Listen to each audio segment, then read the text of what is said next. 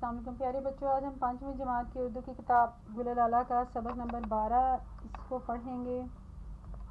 اس کے کچھ نئے الفاظ ہیں: صنعتی، حیرت انگیز، خودکار، مشاہدہ، پیچیدہ سسٹم۔ کمپیوٹر کا سفر، ہمارے سبق کا نام ہے کمپیوٹر کا سفر۔ گھریلو کمپیوٹر کو پرسنل کمپیوٹر مختصراً پی سی کہتے ہیں۔ اس کی کہانی زیادہ پرانی نہیں ہے۔ پہلا گھریلو کمپیوٹر سن 1985 میں بنایا گیا، لیکن صنعتی کمپیوٹر بہت پہلے بنا لیا گیا تھا۔ حساب کتاب کرنے کی خودکار مشین بنانے کی کوشش تقریباً 200 سال سے جاری تھی۔ صنعتی کمپیوٹر ہو یا گھریلو، اس نے تھوڑے عرصے میں اتنی تیزی سے اور حیرت انگیز ترقی کی ہے کہ اس کی کہانی تفصیل سے بتانے کی ضرورت ہے۔ 18ویں اور 19ویں صدی کے درمیان کی بات ہے۔ انسان بھاپ سے چلنے والا انجن، ریلوے انجن، ٹیلی گراف اور بہت سی مفید ایجادات کر چکا تھا۔ وہ بجلی بھی دریافت کر چکا تھا، جس کے بعد بہت سے ایسے کام کرنے کے قابل تھا جو پہلے نہیں ہو سکتے تھے۔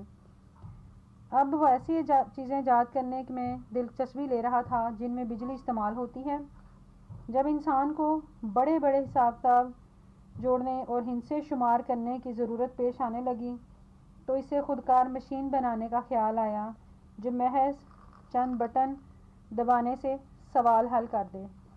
اس ایجاد کے لیے انسان کو جس چیز نے سب سے زیادہ مدد دی وہ ابیکس تھی، یعنی لکڑی کے ایک فریم میں پروئے ہوئے چند دھاتی تار اور ان تاروں میں پروئے ہوئے چند موتی۔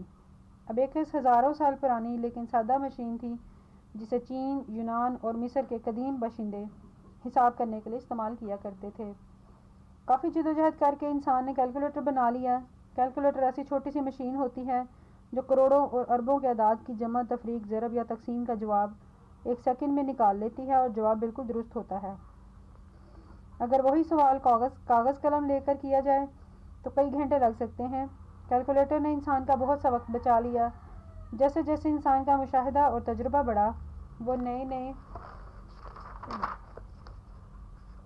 علوم سیکھتا گیا۔ اس کی معلومات بڑھتی گئیں۔ انسان چاہتا تھا کہ ان معلومات کو کام میں لائے، لیکن کس طرح؟ اس زمانے کے انسان کو محسوس ہوا کہ کیلکولیٹر صرف حساب کتاب کا کام کر سکتا ہے۔ مختلف قسم کی معلومات کا جائزہ لے کر کوئی نتیجہ نکالنا کیلکولیٹر کے بس کی بات نہیں۔ اب انسان کو ایک نئی مشین کی ضرورت محسوس ہونے لگی، ایسی مشین جس میں اعداد کے ساتھ ساتھ حروف، الفاظ اور ہدایات بھی ڈالی جا سکیں اور وہ مشین فوراً اور بالکل درست جواب دے سکے۔ یہ سن 1837 کی بات ہے جب ایک برطانوی ریاضی دان اور انجینئر چارلس بیبیج نے ایسے انجن کا تصور دیا جو خودکار طریقے سے حساب کر سکے۔ چارلس بیبیج نے اس کا نام ڈفرنس انجن رکھا تھا۔ اس نے کاغذ پر انجن کا خاکہ بھی بنا لیا تھا لیکن اسے تیار نہیں کر سکا۔ تاہم بنیادی تصور دینے کی بنا پر آج چارلس بیبیج کو کمپیوٹر کا بانی قرار دیا جاتا ہے۔ پہلا کمپیوٹر سن 1943 میں امریکہ کی ایک یونیورسٹی میں بننا شروع ہوا اور 1944 میں مکمل ہوا۔ آپ کو یہ سن کر حیرت ہوگی کہ پہلا کمپیوٹر 50 ٹن وزنی تھا، یعنی 12 ایشیائی ہاتھیوں کے وزن کے برابر۔ اس کمپیوٹر کا سائز 200 مربع گز تھا، یعنی عام سائز کے ایک بڑے گھر کے برابر۔ پہلے کمپیوٹر بہت بڑی کمپنیوں اور سرکاری اداروں کے لیے بنائے گئے۔ عام لوگوں کے لیے بہت بعد میں، یعنی سن 1970 میں کمپیوٹر بنائے گئے۔ کمپیوٹر کی ایجاد کے ابتدائی دنوں میں اسے صرف ماہرین ہی استعمال کر سکتے تھے۔ کمپیوٹر کی چند ایک خاص زبانیں بنائی گئی تھیں جنہیں سیکھنا ضروری ہوتا تھا۔ ان پیچیدہ زبانوں کو سیکھے بغیر کمپیوٹر پر کام نہیں کیا جا سکتا تھا۔ بعد میں ایسے آپریٹنگ سسٹم بنا لیے گئے کہ جن کی مدد سے ایک عام آدمی بھی آسانی سے کمپیوٹر چلا سکتا ہے۔ اب ابتدائی دنوں کی زبانیں سیکھنے کی ضرورت نہیں رہی۔